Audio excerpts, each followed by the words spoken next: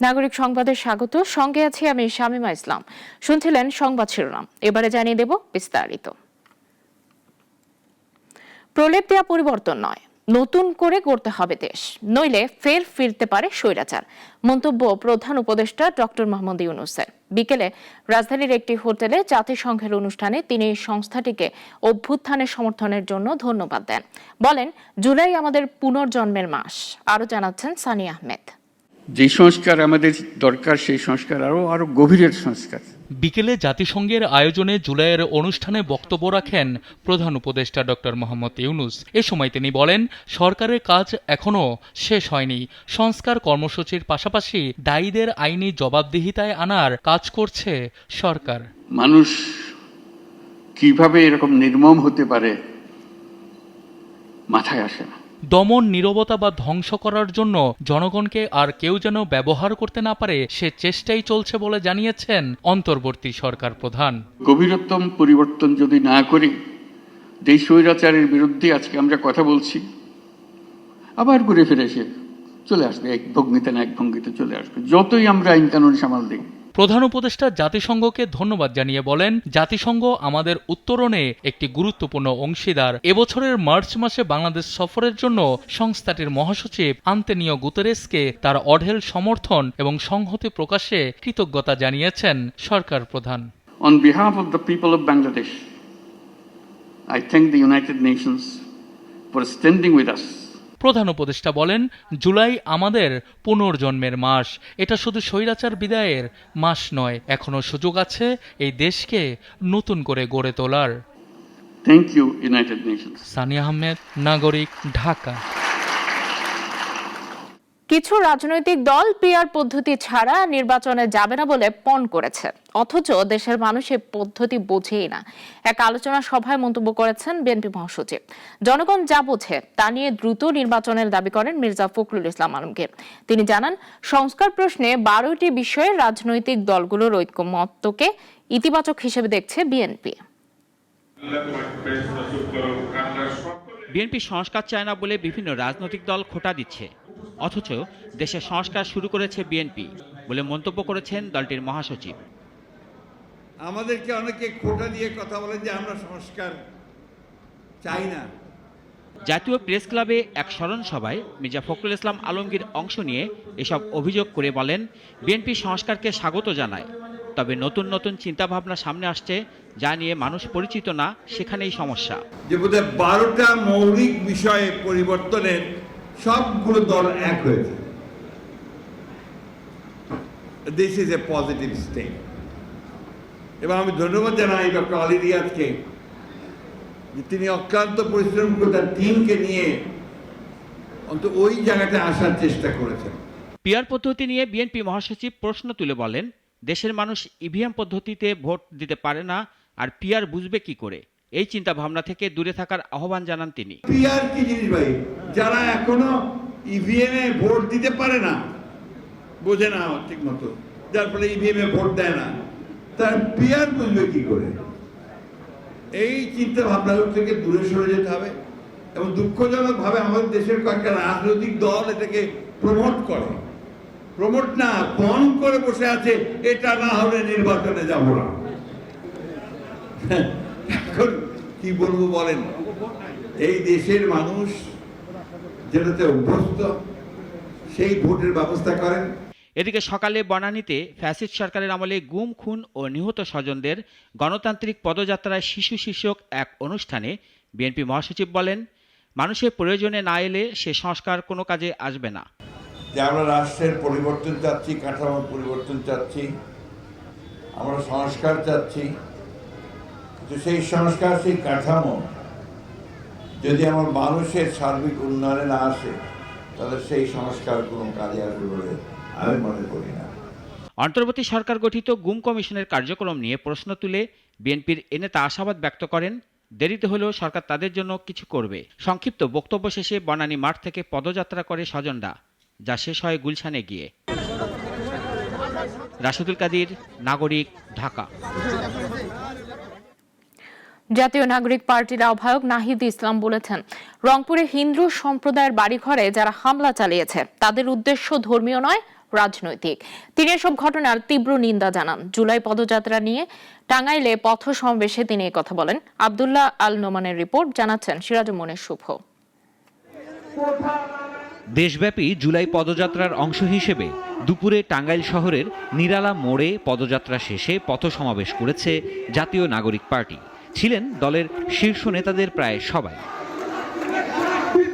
পথসভায় পার্টির আহ্বায়ক নাহিদ ইসলাম কথা বলেন মাওলানা ভাসানীর অবদান নিয়ে। কথা আসে টাঙ্গাইল শাড়ির জিআই পণ্য স্বীকৃতির বিষয়েও। এ সময় সম্প্রতি রংপুরে হিন্দুদের বাড়িঘরে হামলা ও লুটপাটের ঘটনার তীব্র নিন্দা জানান নাহিদ। এই রাজনীতি শুরু করেছিল আওয়ামী লীগ, সংখ্যালঘুদের জমি দখল এবং লুটপাটের রাজনীতি এবং বিচার না করার রাজনীতি। আমরা আজকের সমাবেশ থেকে বলতে চাই, রংপুরে যারা এই ঘটনা ঘটাচ্ছে তাদেরকে অবশ্যই বিচারের আওতায় আনতে হবে। যিনি ধর্ম মনে করেছেন তাকেও বিচারের আওতায় আনতে হবে।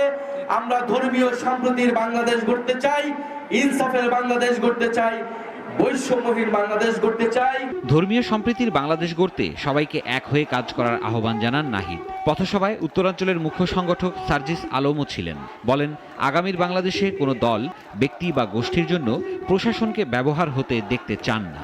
আমরা 24 পরবর্তী বাংলাদেশে এই বাংলাদেশের প্রশাসনকে, পুলিশকে, অন্যান্য বাহিনীকে বাংলাদেশের জন্য দেখতে চাই, বাংলাদেশের মানুষের জন্য দেখতে চাই।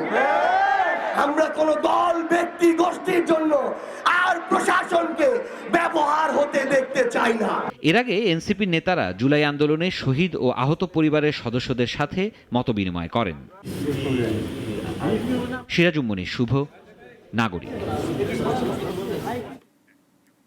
যুক্তরাষ্ট্রের সঙ্গে বাণিজ্য ঘাটতি কমিয়ে আনতে একটি প্যাকেজ প্রস্তাবনা নিয়ে বাণিজ্য উপদেষ্টার নেতৃত্বে একটি প্রতিনিধি দল যুক্তরাষ্ট্রে গেছেন বলে জানিয়েছেন অর্থ উপদেষ্টা ডক্টর সালেউদ্দিন আহমেদ। দুপুরে সচিবালয়ে তিনি জানান, এছাড়া প্রতীকী মূল্যে জমি বরাদ্দ দেবে না সরকার। সরকারি সংস্থাকে পুরো দাম দিয়েই জমি কিনতে হবে। যুক্তরাষ্ট্রের বাজারে বাংলাদেশি পণ্যের উপর আরোপিত শুল্ক কমাতে তৃতীয় দফা আলোচনার জন্য 4 সদস্যের একটি প্রতিনিধি দল গতকাল যুক্তরাষ্ট্রের উদ্দেশ্যে বাংলাদেশ ছাড়ে। আজ সরকারি ক্রয় সংক্রান্ত কমিটির বৈঠক শেষে এই নিয়ে কথা বলেন অর্থ উপদেষ্টা। জানান, যুক্তরাষ্ট্রের সঙ্গে বাণিজ্য ঘাটতি কমিয়ে আনতে একটি প্যাকেজ প্রস্তাবনা নিয়ে যুক্তরাষ্ট্রে গেছেন বাণিজ্য উপদেষ্টার নেতৃত্বে একটি প্রতিনিধি দল। আশা করেন দুই দেশের আলোচনার মাধ্যমে ভালো ফলাফলের। বশির সাহেব কালকে গেছেন, আরো আছে, ওই প্যাকেজটা নিয়ে গেছে যে কি কি কিনতে পারে, কি কি না সেটা আমি এখন বলবো না। এটা চট্টগ্রামে জলিল টেক্সটাইল মিল লিজ দেওয়ার প্রসঙ্গ জানতে চাইলে অর্থ উপদেষ্টা সাংবাদিকদের বলেন, প্রতীকী মূল্যে আর কাউকেই জমি বরাদ্দ দেবে না সরকার। এখন থেকে জমি কিনে নিতে হবে। এখন থেকে প্রতীকী মূল্যটা অ্যাভয়েড করবো। যারাই নিতে চায় অর্থ দিয়ে নেবে, কারণ প্রতীকী মূল্য দিলে যারা নিয়ে যায় তারাও ঠিক এটাকে ইউটিলাইজ করা। আর যেখানে 10 একরের জমি দরকার, প্রতীকী মূল্য হলো আমার 100 একর লাগবে। তো এটা আমরা বলেছি দেবো, যাদেরকে দেওয়ার বলেছে ওদেরকে প্রপোজাল আসুক, যেটা এসে আপনার ফিক্সড করা হয়েছে ওরা দেবে। সরকার সার ও এলএনজি কিনে স্থিতিশীল সরবরাহ নিশ্চিত করতে চায়। তাই সরকারি ক্রয় সংক্রান্ত বৈঠকে স্পট মার্কেট থেকে এক কার্গো এলএনজি কেনার সিদ্ধান্ত নেওয়া হয়েছে বলেও জানায় অর্থ উপদেষ্টা। আনোয়ার হোসেন, নাগরিক, ঢাকা। দীর্ঘ 6 বছর পর ঢাকা বিশ্ববিদ্যালয় কেন্দ্রীয় ছাত্র সংসদ বা ডাকসুর ও হল সংসদ নির্বাচনের তফসিল ঘোষণা করা হয়েছে। আগামী 9 সেপ্টেম্বর ভোট অনুষ্ঠিত হবে। ডাকসুর নির্বাচন কমিশন জানিয়েছে, সব রকম রাজনৈতিক প্রভাবমুক্ত থাকবে এবারের ভোট। মুনিয়া জ্যোতির প্রতিবেদন। বিকেল 4টায় বিশ্ববিদ্যালয়ের নবাব আলী চৌধুরী সিনেট ভবনে ডাকসুর তফসিল ঘোষণা করেন প্রধান রিটার্নিং কর্মকর্তা অধ্যাপক ডক্টর মোহাম্মদ জসিম উদ্দিন। তিনি বিশ্ববিদ্যালয়ের উদ্ভিদ বিজ্ঞান বিভাগের শিক্ষক। 9 সেপ্টেম্বর সকাল 8টা থেকে দুপুর 3টা পর্যন্ত ভোট গ্রহণ অনুষ্ঠিত হবে। আগামী 30 জুলাই খসড়া ভোটার তালিকা প্রকাশ করা হবে। চূড়ান্ত ভোটার তালিকা প্রকাশ করা হবে 11 আগস্ট। অধ্যাপক জসিম জানান, মনোনয়নপত্র বিতরণ করা হবে 12 থেকে 18 আগস্ট। গ্রহণের সবশেষ সময় 19 আগস্ট। 25 আগস্ট পর্যন্ত মনোনয়নপত্র প্রত্যাহার করা যাবে।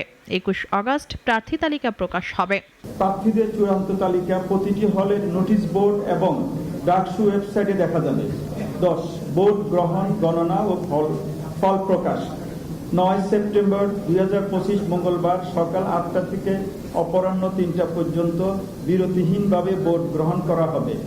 ডাকসু নির্বাচন ঐতিহাসিকভাবে রাজনৈতিকভাবে গুরুত্বপূর্ণ, তবে ক্ষমতাসীন দলের ছাত্র সংগঠনগুলো প্রায়ই এই নির্বাচন এড়িয়ে চলতে চায়, কারণ বিরোধী দলের ছাত্র সংগঠনগুলো ভালো ফল করে। নিরপেক্ষ পরিবেশে এবারের নির্বাচনকে ঘিরে ক্যাম্পাসে উৎসাহ উদ্দীপনা তৈরি হয়েছে। মুনিয়া চৌধুরী, নাগরিক, ঢাকা। আবু সাঈদ হত্যার ঘটনায় মানবতা বিরোধী অপরাধের মামলায় 30 আসামির বিরুদ্ধে অভিযোগ গঠনের বিষয়ে স্টেট ডিফেন্সের শুনানির জন্য বুধবার দিন ধার্য করেছেন আন্তর্জাতিক অপরাধ ট্রাইব্যুনাল। সকালে ট্রাইব্যুনাল 2 এর চেয়ারম্যান বিচারপতি নজরুল ইসলাম চৌধুরীর নেতৃত্বাধীন 3 সদস্যের বিচারিক প্যানেল এই আদেশ দেন। ট্রাইব্যুনালে আজ গ্রেফতার 3 আসামির পক্ষে শুনানি হয়। এর মধ্যে বেগম রোকেয়া বিশ্ববিদ্যালয়ের প্রক্টর মোহাম্মদ শরীফুল ইসলামের হয়ে লড়েন আইনজীবী আমিনুল গনি টিটো। সকালে এই মামলার 6 আসামিকে কারাগার থেকে ট্রাইব্যুনালে হাজির করে পুলিশ। আজকে আবু সাঈদের মামলার তদন্তকারী কর্মকর্তা থরো ইনভেস্টিগেশন করেছেন। ইনভেস্টিগেশন করার পর রিপোর্ট দাখিল করেছেন। সেই ইনভেস্টিগেশনের রিপোর্টের উপর ভিত্তি করে আমরা ফর্মাল চার্জ দাখিল করেছি। আমাদের ভিডিও ফুটেজ আছে, সিসি ক্যামেরা আছে, সিডিআর আছে, আমাদের কাছে যথেষ্ট ডকুমেন্ট আছে। এবার আন্তর্জাতিক প্রসঙ্গ। যুক্তরাষ্ট্রের নিউ ইয়র্কের ম্যানহাটনে এক বন্দুকধারীর হামলায় 5 জন নিহত হয়েছেন। নিহত একজন নিউ ইয়র্ক পুলিশ ডিপার্টমেন্টের কর্মকর্তা দিদারুল ইসলাম, একজন বাংলাদেশি অভিবাসী। নিউ ইয়র্কের পুলিশ কমিশনার জানিয়েছেন 36 বছর বয়সী এই কর্মকর্তা সাহসিকতার সঙ্গে দায়িত্ব পালনকালে প্রাণ হারান।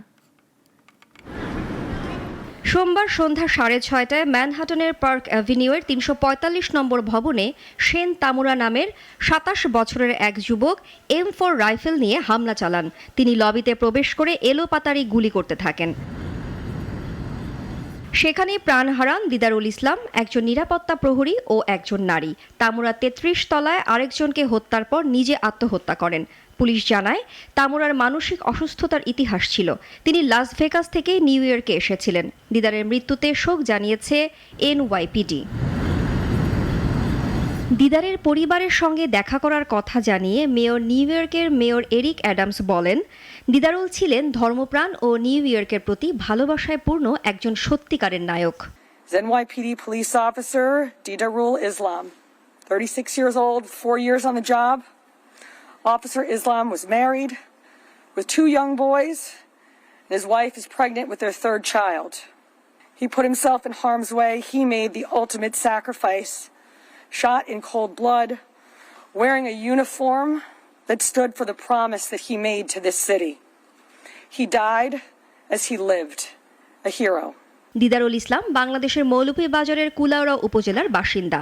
তিনি প্রায় 4 বছর ধরে ব্রঙ্কসের 47তম প্রিসিংক্টে কর্মরত ছিলেন। তিনি অফ ডিউটি অবস্থায় ভবনটিতে নিরাপত্তা দিচ্ছিলেন। He's an immigrant from Bangladesh and he loved this city, and everyone we spoke with stated he was a person of faith and a person that believed in God and believed in living out the life of a godly person. তার স্ত্রী 8 মাসের গর্ভবতী এবং তাদের 2 ছেলে রয়েছে।